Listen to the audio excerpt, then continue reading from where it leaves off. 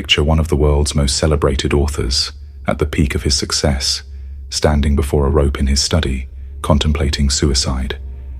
This was Tolstoy's reality at age 51. He had everything society deemed valuable: wealth, fame, family, and acclaim.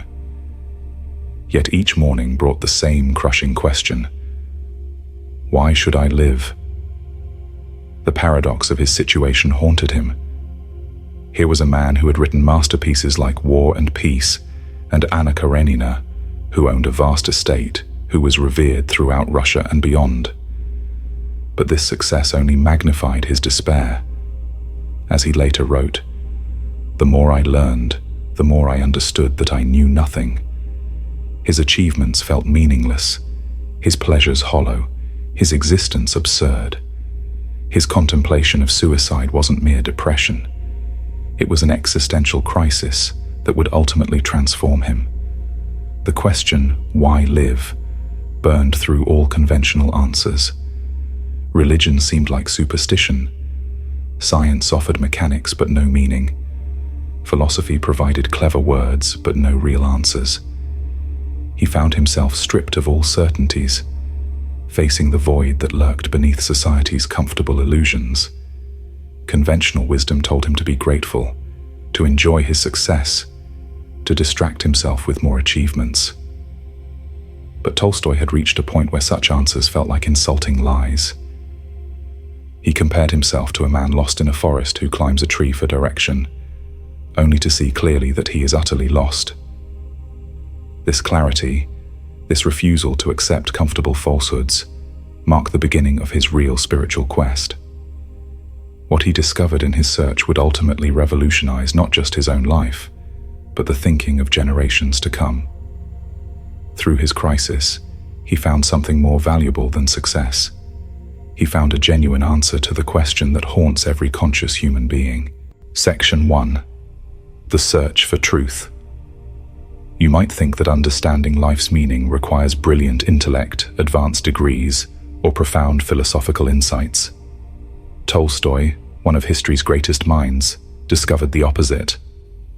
After exhausting himself with intellectual explanations, reading every philosopher from Plato to Schopenhauer, he found only clever word games that crumbled when faced with the raw question of existence.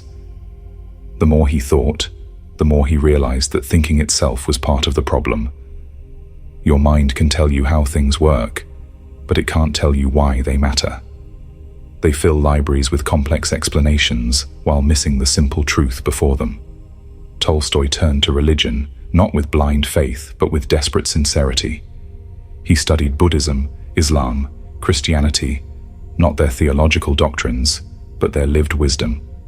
What struck him wasn't their differences, but a common thread. Those who found meaning weren't the scholars arguing about texts, but the simple believers living their faith. The peasant woman praying with complete conviction understood something that theologians missed. Your rational mind builds elaborate cages of logic, while your soul starves for authentic truth. Tolstoy began observing the peasants on his estate, not as subjects to study, but as humans who might understand something he didn't. He noticed how they faced death with calm acceptance, how they found joy in simple work, how their lives had a coherence his lacked. These weren't people dulled by ignorance, but souls in touch with fundamental realities his education had obscured. Perhaps the greatest barrier to finding meaning is thinking you're too sophisticated to learn from the simple.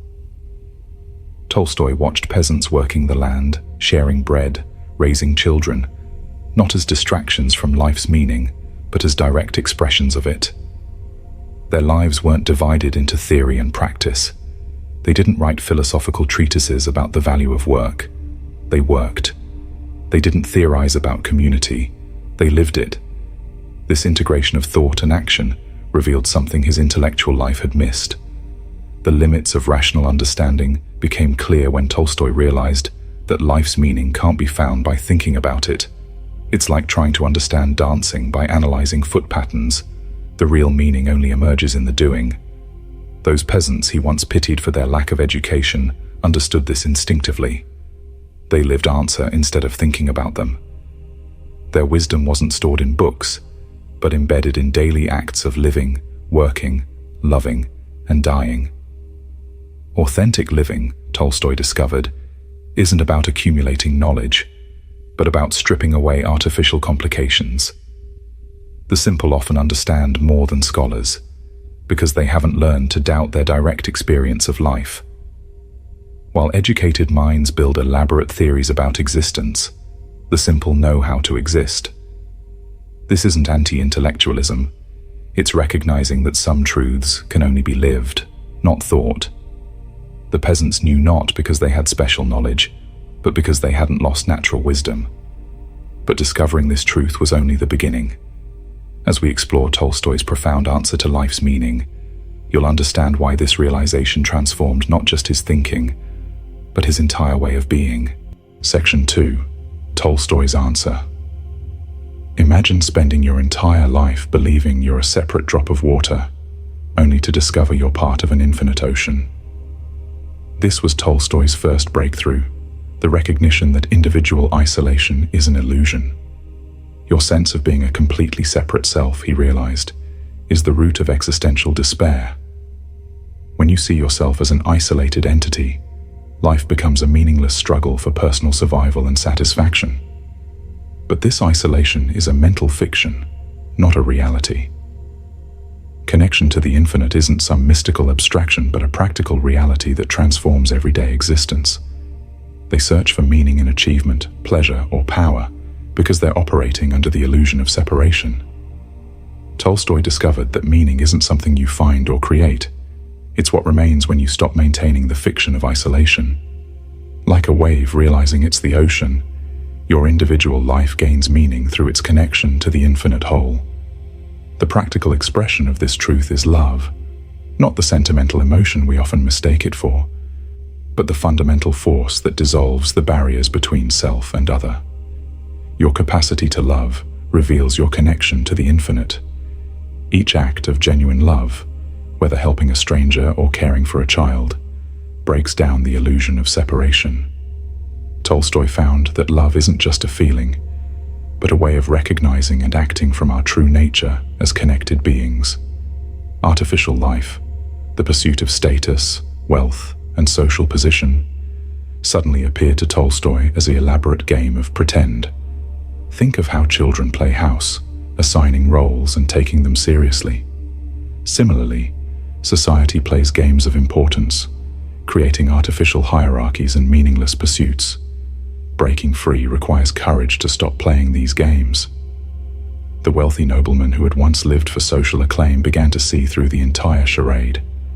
Living in harmony with universal truth means aligning your actions with reality rather than social fiction. You find this alignment not through complex philosophy, but through simple attention to what's genuinely real. The sun rises, hunger needs food, others suffer and need help. These are realities that transcend social games. Tolstoy discovered that meaning emerges naturally when you stop maintaining artificial barriers and respond directly to life's real needs. Service to others isn't just moral duty, but the natural expression of understanding our true nature.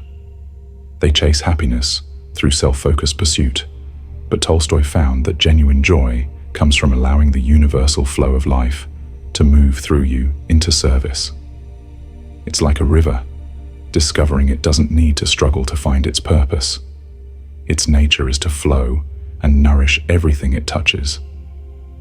Your deepest fulfillment comes not from personal achievement, but from being a conscious channel for life's giving nature.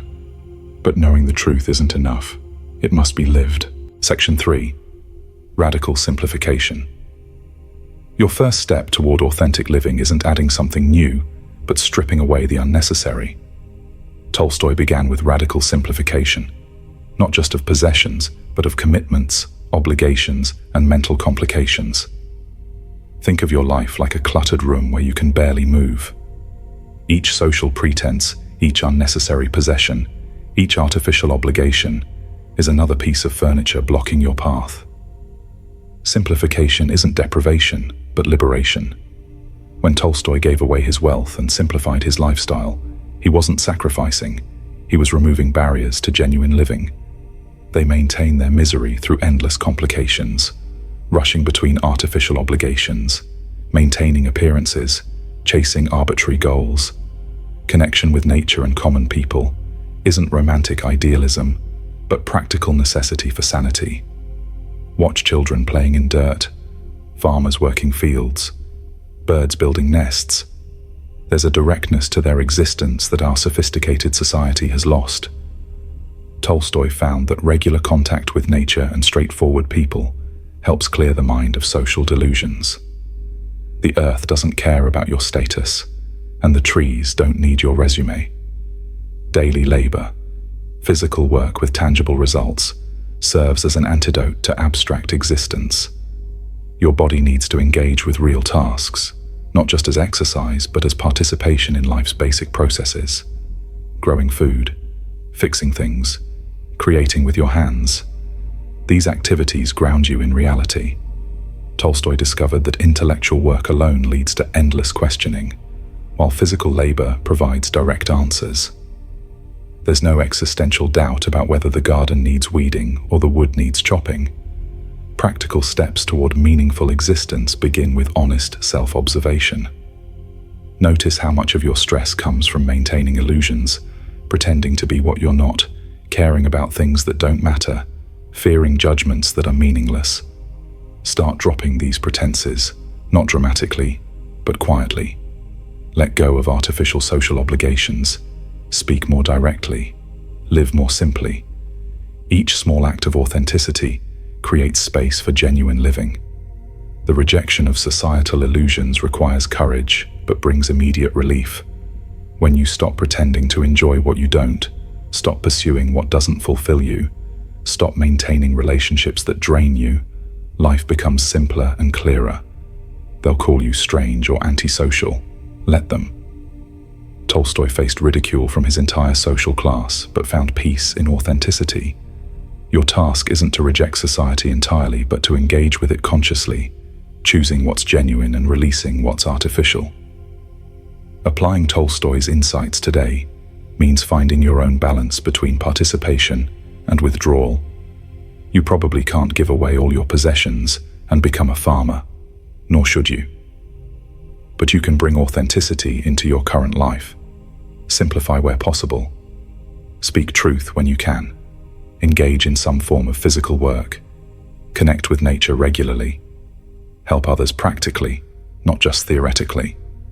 Let go of social games that don't serve genuine living.